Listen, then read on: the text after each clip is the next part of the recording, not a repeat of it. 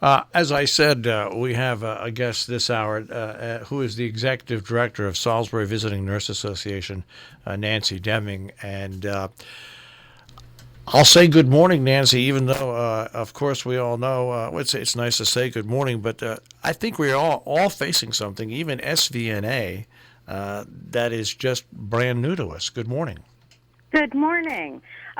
Yes, we certainly are, but I want to reassure everybody that Salisbury Visiting Nurse is in full operation.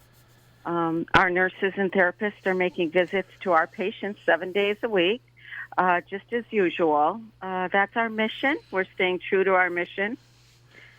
We've always played an integral role in the healthcare continuum by providing care in a setting that's most appropriate for that patient. So there's a time to be in the hospital, and then there's a time to go home. And same thing, you might go to a skilled nursing facility, but then there's a time to go home. And that allows that bed to open up for somebody else that really needs it, but the patient continues to get their treatment at home. You know, I think it's important. Well, first of all, we'll talk about the clinics are all canceled right now because that's just what has to be done. But I think you just pointed out something that's very important, and I have never gone to a rehab facility. I have always gone home and had SVNA help me in my 3 surgeries, which were all done in a year and a half period about 4 or 5 years ago. But you just point out something very important. You hear all the time now with this coronavirus that the potential for hospital beds to be filled up is significant. And this is a way where states can find hospital beds by having people in our area, let's say, instead of going into rehab, go home and have SVNA handle it. Absolutely. And we just feel we're a key player in any scenario and as this pandemic unfolds, whether it's through education. And we have to remember that some people still have wounds or get a case of pneumonia or have a stroke. So they still need care. It's not all coronavirus. And our staff, we keep our patients safe and our staff safe because they're following the CDC guidance, our infection control policies. We pre-screen before we make any visit, and we ask people, did anything change in your home? Did you have visitors? Did anyone travel? Do you have any respiratory symptoms? So that we want to keep all of our patients safe from exposure during this time. So we're doing our best there. And people can feel reassured that we're only going to come in their home if it's appropriate. And something else that I thought of when I knew that I was going to interview you is just plain the fact that the homes you're in right now and the people you're dealing with right now, they would be alone and they would be wondering about this pandemic, but by having somebody from SVNA visit them in whatever function they're visiting has to add a great deal of ease to the people that are home alone. Yeah, I hope it does. That's always been our goal, and we are able to share our education, our knowledge with patients to keep them reassured and doing the right thing. We're constantly reiterating the need for the social distancing and stay home if you can. I mean, our patients are home, but, they're family members. Wash your hands, cover your cough, report any respiratory symptoms, and certainly if you have any, self-quarantine until you know what it is. So what I guess what I'm trying to get across to people who are listening, if you have either parents or grandparents that are alone, even if they're a couple or if they're by themselves and they're not receiving any help from SVNA, this probably would be the ideal time to try it out. Yeah, especially if they have a skilled need. We take a lot of factors. We're very careful about not visiting anybody unnecessarily because we don't want to have a potential exposure. So we're taking a lot of factors into consideration, but really it is operations as usual right now. one of the things, we've always had such strong support from this community, and it's important for us to be there for them now in this time of uncertainty.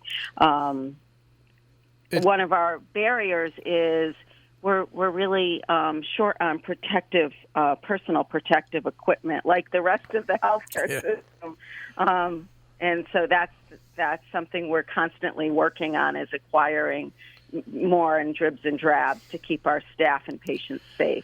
And I think that's something that people don't realize, that that once you use something, a piece of protective equipment, and you're at a location, you don't use it again. I mean, right. I mean, you really go through it's and you need financials. I mean, you're not prepared financially for a pandemic where you might have to go through a lot of those things, and that's where the community support comes in. Absolutely. We've always had great support, and if anybody, has any of these items, keep us in mind, because they will go to good use. Well, once again, if people want more information, I'm looking at your website. It's SalisburyVNA.org. And right there, when you go to that website, the latest news from Salisbury Visiting Nurse Association on the coronavirus. There are links that you can go to. There are tips that you can get. There's information not only on that, but on the skilled nursing care, the hospice care, the medical social services. I mean, there's a whole bunch of information people can get right by going to this website. If they're not internet savvy, what is your telephone number where people can contact you? We're at 860-435-0816. It's an incredible time that we're all in here. I mean, does it kind of seem surreal to you, the way we're operating right now? Yes, it does. I think we've always had an emergency plan in place, but no plan covers every contingency, and new things rise hour by hour in this pandemic. So we're trying to use trusted sources. We follow the DPH guidelines, the CDC guidelines. And we just keep adjusting. We're small, we're nimble, so we can do that. But I think it is. It's stressful on the staff.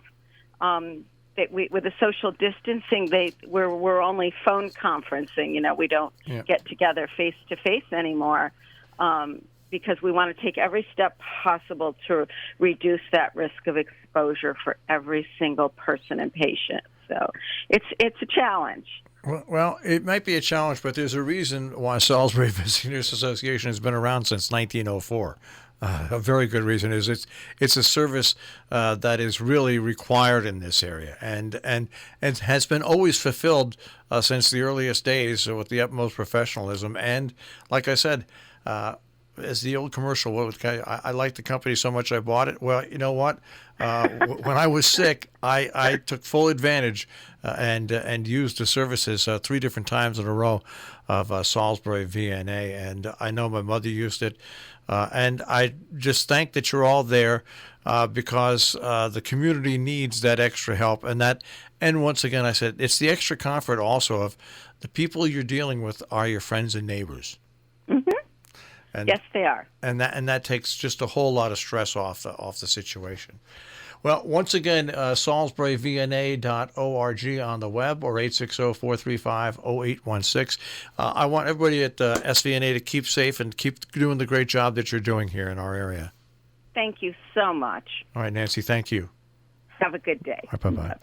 Bye-bye. That is Nancy Deming, Salisbury VNA, an integral part of dealing with day-to-day issues and medical issues, but also, like I said, a calming effect, especially during a pandemic like this in our area. SalisburyVNA.org.